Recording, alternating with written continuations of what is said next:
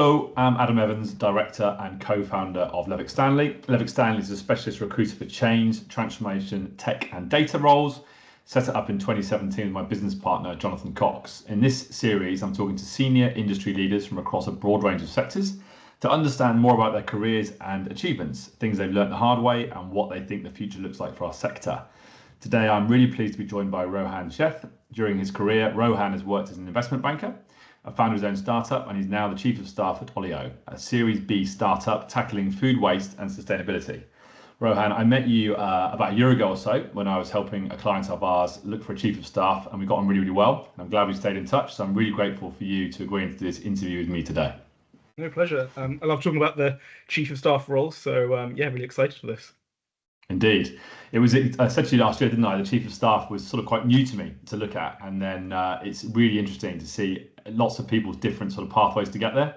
Because as I talk to quite a lot of contractors, I suppose, who are within kind of transformation and change towards that sort of point in their career where they're looking to do something a bit different, they quite often like the look of the Chief of Staff role because of what they've learned over the last 10, 20 years in terms of being thrown in the deep end, have got to kind of fix stuff. So it was a really interesting call then. And I'm looking forward to asking you a few questions about your route, if you like, to being Chief of Staff and top tips. So first question, so investment banker to your own startup to being Chief of Staff at a quite high growth Series B company. Can you talk us or walk us through what led to these changes or this change, please? Yes, I'd love to say that there was kind of a grand master plan, and I kind of always wanted to be a Chief of Staff, and I took all the steps to get to where I am now. But in reality, it was a lot more kind of taking each step one by one and kind of moving, kind of inching towards what I thought was more interesting and more aligned with what I enjoy. And thankfully, I've kind of ended up where I am, and I love the Chief of Staff role, as you can probably already tell. But yeah, I mean, I started out in banking basically because I studied maths at university and everyone seemed to want to go into banking. So I just kind of followed the crowd. But I think from banking, I switched into consulting, and that was because banking doesn't really build, or most roles within investment banking don't really build transferable skills. So I quickly realized that if you don't aspire to be an investment banker for life, then investment banking probably isn't a good training ground for anything else beyond that. So switched into management consulting basically just because it was kind of the exact opposite. It was all about building transferable skills. And then, so that was 3 years in banking, spent 2.5 years in consulting before I then founded my own startup. And that was again, just kind of getting after 2.5 years in consulting. The consulting firms typically want you to specialize in a particular vertical or horizontal. And I quite enjoyed being a generalist, and I wasn't quite ready to specialize in one of those areas. And also I had an idea for a startup, and also COVID hit at around the same time, and the company was offering paid sabbaticals. So it was kind of a lot of things all coming together at once, which meant that it made sense to kind of take the leap and try out my own my hand at startup life. Really enjoyed it. Initially things went quite well with my own startup, so I decided to kind of leave the security of the full-time role and pursue the startup kind of full-time. And it was while I was working on my startup that I first properly got introduced to the Chief of Staff role. I didn't really know what it was, to be honest. I probably had a misconception over what the role was, if I'm being honest. And it just so happened that while I was working on my startup, I was looking for kind of roles for, contract roles for a couple of days a week, basically just to pay the bills while I was working on my startup. And I saw an ad for a Chief of Staff role, and as I said, didn't know much about it, but the kind of key requirements were consulting background and involved in startups. And I thought, yeah, that sounds a bit like me. So I applied and luckily got it. And then that, unfortunately, my startup didn't kind of work out in the end. But along the way, I kind of realized that actually I really enjoyed the Chief of Staff role. And so then when a headhunter reached out with the full-time role at Olio, it was kind of the perfect opportunity. And so I've been here, just under 4 years and loving every moment. Amazing. Yeah, it's great. So you sort of fell into it a little bit because you loved it and you've got that toolkit and you've got that background. It just sort of slowly became a reality, I suppose, to you, that kind of role. Because I think for me, Chief of Staff, until, as I said to you fairly recently, was always something attached to a American TV series on West Wing or something. So was that similar to you, isn't it, I guess, in terms of just slowly but surely this kind of role came to life in front of you? Yeah, exactly. And I think, I mean, I think there's a misconception, and this is probably the misconception I had as well, about the Chief of Staff role and it being quite a kind of people heavy role. I think that, just the title itself lends itself to that misconception. And I think it was only through doing the role that I realized that actually there's no such one. We can't just use chief of staff as a catch-all term. It can mean so many different things in so many different contexts. And I realized that the flavor of chief of staff role that was actually more common, which is the kind of startup role, which can involve a people element, but can also be completely devoid of that as well, just depending on the structure of the company. That actually, that's what I really enjoy doing, that kind of blend of strategy and operations, and just kind of literally a complete generalist role. It was what I was kind of actually itching for while I was in consulting, but without realizing that the chief of staff role would kind of give me what I wanted.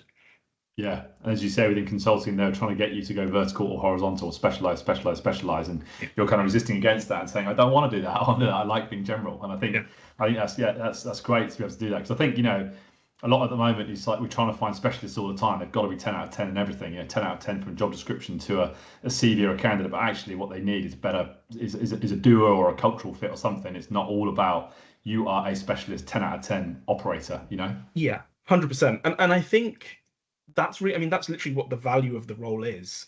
I think that kind of generous that can pick up most things and do them to 80%. Because I think it's very easy, particularly in the early days of a startup, to burn a lot of cash and also burn a lot of time on recruiting specialists, either full-time or even part-time, fractional, whatever. It's expensive, and it's time-consuming, and it's frankly not necessary. I mean, especially in the early days of a startup, you don't need that level of specialization. You need someone that can kind of be a bit of a Swiss Army knife and just pick things up as and when the business needs. And I think that's the beauty of the role, that it's very, when you're a later stage startup, you can kind of set a bit of a roadmap for a year, 2 years, 3 years down the line, and you can figure out, okay, what roles do we need specialists in, and you can hire accordingly. But in the early days of a startup, you're often switching literally everything about the startup. You could literally be pivoting into a completely different area, and so to kind of have that fixed mentality of needing to hire someone and onboard them and have a specialist for every single role, it just feels a bit outdated now. And so the chief of staff role really helps bridge that, because you're getting someone that will be able to do most things to kind of 80%, and that's probably good enough in the early days. Especially if you've got that mentality of a Swiss Army knife. You can do, give me an opportunity, I can do that. Even if that 20%, as you mentioned, is a bit of a skill gap, as someone who can do this and do that and has proved I've done that, I can definitely cover that bit as well if you need me to. Yeah, exactly. And I think actually in that sense, ChatGPT and other AI tools are actually kind of invaluable, because whereas previously it would have involved, especially if doing something new for the very first time, you'd have to go and read a lot about whatever it is that you need to do. ChatGPT can really shortcut you. And so actually as a chief of staff, it's a real secret weapon, that means that you, like, even if you've never done something before, you can actually figure it out a lot quicker than previously. So the kind of combination of the two makes the role super powerful now. Brilliant. What do you think the biggest misconception for a chief of staff role would be? Just as I said, so the misunderstanding about what the role involves. I think the other kind of misconception, or the slight, I guess, confusion that arises within most startups, especially if they're hiring their first chief of staff, is where the chief of staff sits in terms of seniority. And I think this, kind of as I mentioned earlier, that it's part of the challenge here is that different people use the term the term chief of staff differently in different organizations. It means different things. Yeah. And it's sometimes a title that's given to people who are actually quite junior, and basically essentially just supporting more administrative tasks. But equally, in some organizations, it could literally be one of the most senior people in the organization, sometimes even more senior than the founders themselves, and kind of providing that real sounding board. So I think that's part of the challenge, that when you're coming new into an organization, you're the first chief of staff, I think people don't really know where to kind of pitch you and kind of how to interact with you. And I think I think that misconception about it being a people heavy role, a lot of people came to me with their people or HR related issues initially, and thankfully we had a director of people and culture at the time. I mean, we still do, so I can kind of hand them over her way, but that is definitely not my skill set. Just making sure to kind of clarify internally people could expect of me and what I could expect from them, and just setting that in place in the early kind of weeks and months made a huge difference. Yeah, I completely understand that. It's interesting, isn't it, really? But I was also thinking about, you've touched on it, but when is the right time to bring in a chief of staff? Is there a right time? Is there, I doubt there is a key moment, but I'm just curious if there is, in your opinion, a right time to even consider it, I suppose. Yeah, I mean, I think the short answer is yesterday. That's a nice, easy answer. Right. I think I honestly don't think that it's I don't think you can ever go wrong hiring a chief of staff. Really, I honestly think that the earlier you hire a chief of staff, the better. I think in the UK and Europe, a few years ago, the chief of staff role was seen as a bit of a luxury, and so typically you'd see startups hiring them post Series A or often post Series B, when they had fairly substantial amounts of money that they'd raised. But what I'm increasingly seeing now is that startups are hiring chief of staffs much earlier, seed, pre-seed, literally one of the founding teams sometimes. And I think there's a lot to be said for that approach because, again, when it comes to hiring that generalist, it's when you pitch for a chief of staff role and you get a genuine chief of staff, you're getting someone that can do lots of different things, and you're not having to kind of pigeonhole them too early and figure out that you need a product person or a customer support person or a people person, whatever it is. So yeah, so I don't think there is I don't think it's ever too early to hire a chief of staff, and I think that the market's slowly catching up to that, and you're seeing people hiring chief of staffs much sooner as a result, and I think long may it continue. Yeah, absolutely. I hope it does. As I said, I spoke to some really, really great people, and I think it's such an interesting role that combines so many skill sets and experiences that I think it's hugely important for any business, and including startups. So the answer of yesterday sums it up completely, I think there.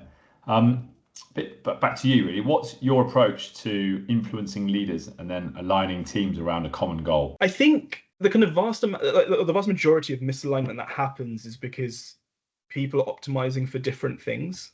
And I think really bringing people back to like what is the core objective? If we have to distill everything down into one key objective, one key thing that we need to achieve, what would that be? And I think once everyone's aligned around that, it becomes a lot easier to cut through the noise and to basically just take decisions because you're tying it back to one key objective. I think, yeah, when people are trying to optimize for too many different things, first of all, it's not necessarily clear what everyone is optimizing for. And secondly, it makes those kind of discussions really complicated because you don't understand how different people's objectives are overlapping or in some cases clashing. And so, but just having that key like objective or the key North Star metric or whatever it is, however you want to term it, just having everyone aligned around one thing, and making that the central focus of any project or any decision or whatever it is, I think that's crucial. Yeah, absolutely. And then, you've been involved in all different sides of businesses at different moments that they've been sort of, going through their journey. How do you keep calm and focus when things get quite chaotic, as they often do in early stage businesses? What's your approach to that, and I suppose advice to people who are entering that field soon enough? Oh, I don't know if I'm qualified to give advice on that, but I'll do my Count to 10. Yeah, take a break. No, I think honestly, the biggest, it's a key skill for being a chief of staff anyway, but not kind of handily, it also applies to staying calm in the role and kind of the kind of fast pace of a startup. The truth is things can always be reprioritized. It doesn't matter how important something is. It doesn't matter if it was literally urgent, like the most urgent thing that morning. If something else more urgent comes up, there's always a way to reprioritize and to kind of recut things. And I think I'm very, very lucky that I have two founders who I report to who kind of really embrace that. And so yeah, we can be pragmatic and we can change things around at very short notice. And that's part of, I think, startup success in general, not just for the chief of staff role, not just for any role, like just in general, the ability to change course quickly. And that applies at the kind of macro level, but then also at the like day-to-day level as well, in terms of how you're prioritizing things. So I think, yeah, being very comfortable reprioritizing things, and in terms of like making sure that you work with people and that you, if you're applying to chief staff role, to really understand what it is that the people around you do under pressure. Because the most important thing is that if the people around you stay calm, it's much easier to stay calm yourself. So I think that combination of making sure that you very clearly communicate changes in prioritization, and then also just surrounding yourself with calm people to the extent possible. I think that's probably the best you can do, and that's what I try and do anyway. Love it. I love the thought in an interview saying, "Are you a calm person?" Yes, good. Okay, fine. In that case, I'll come work for you. I think you alluded to it in that point there. I think, you talked about how chief of staff is, looked at in different organizations in a different way. So I get, it's so important to have that, who you're reporting to understands what the role is. And then obviously that then feeds down to those around you, doesn't it? That is the key, I suppose, for any success as a chief of staff really, is to have that, both exposure and backing of whoever it is or whoever they are that you're reporting into. Yep, definitely. And I think, a lot about how the person you report to sees the role defines a lot of what the role itself is. So it's actually really interesting, for people who are interviewing for chief of staff roles, it's a really interesting question to ask, the person interviewing it, why are you hiring a chief of staff? What are you hoping to get out of it? And obviously there's the kind of leverage element, which is what chief of staffs can really bring to the table. But it's sometimes helpful to understand, are you helping, the founder, for example, are you helping them 2x, 3x, whatever what they are doing what they're doing at the moment, or are you coming in to take the bits that they enjoy less or are less good at off their plate? I think they're two fundamentally really different roles, and it's not obviously always clear from a job description what it is that you're actually signing up for. So I think understanding what your principal expects from the role, and I think also a good way of defining or understanding what the role really is to see what the senior leadership team, either present or future, looks like or is going to look like.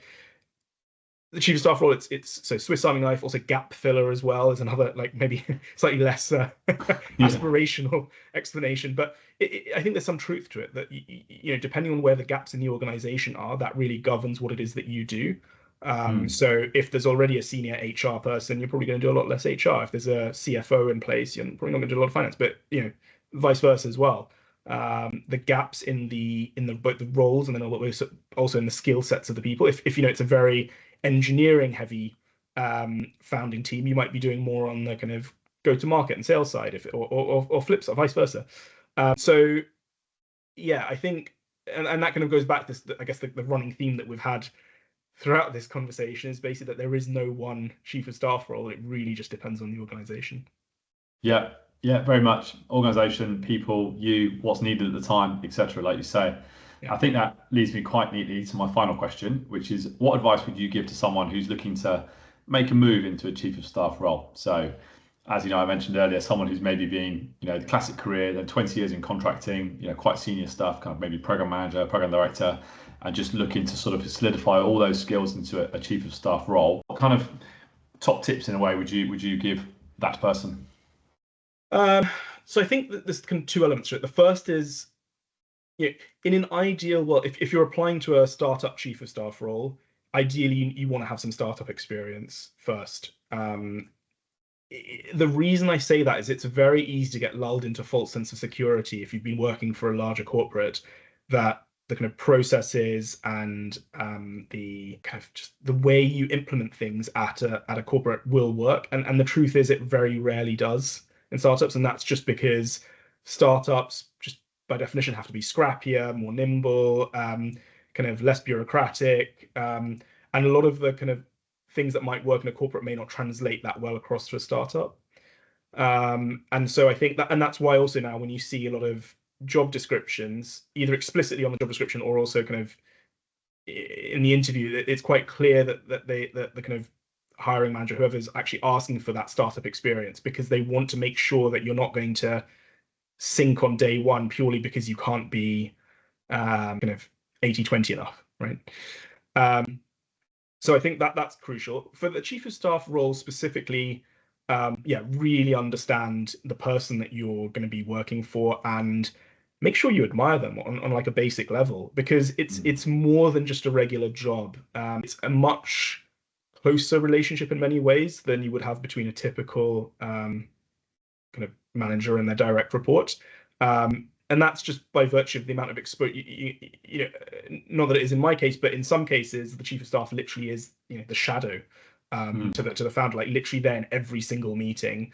But however you look at it, the chief of staff is typically, privy to confidential information. They typically kind of fairly up to, they're across the business. They're fairly up to date on the founders' thoughts across most topics. That gives them the necessary background and context to be effective in their role.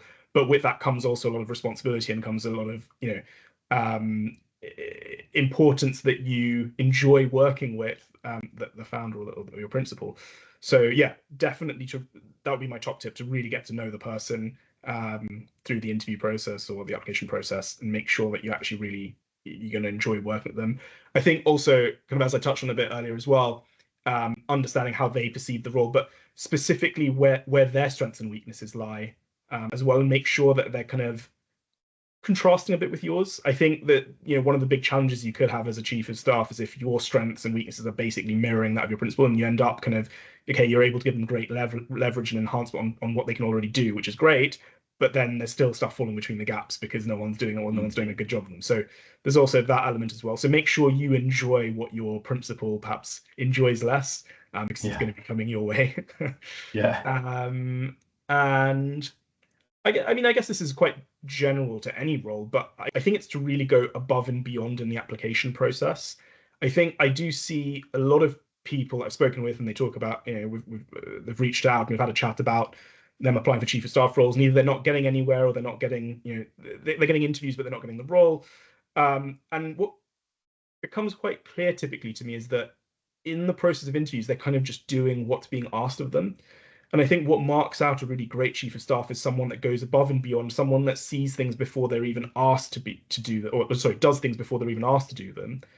And so my advice would be to really demonstrate that in the interview process as well.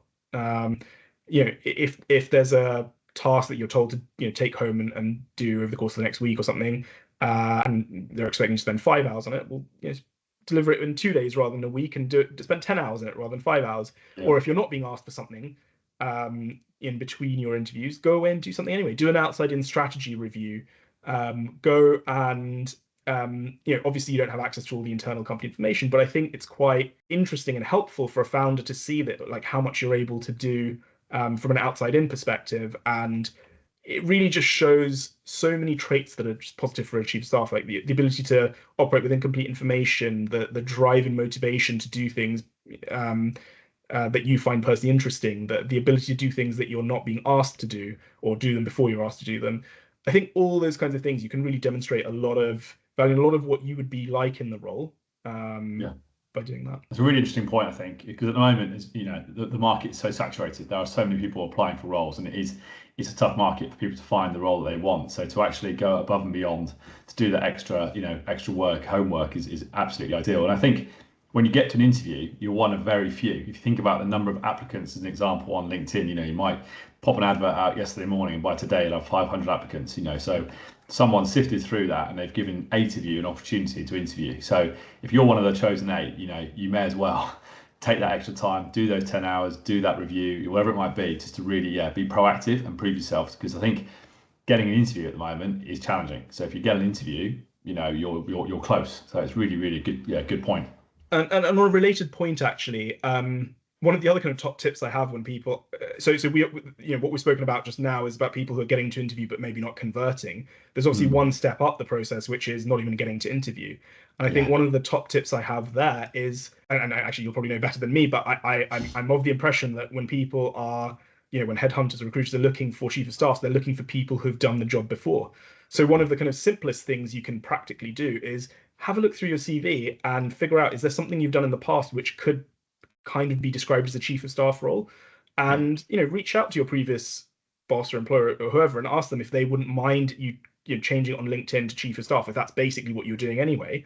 It's just such a quick win. It's such an easy way to show up in search results and to demonstrate that you've already done the role. It's much easier than trying to say, well, I did a strategy and operations role, but basically it was a chief of staff role. But you won't even get to the stage to explain it because you won't show up in the searches.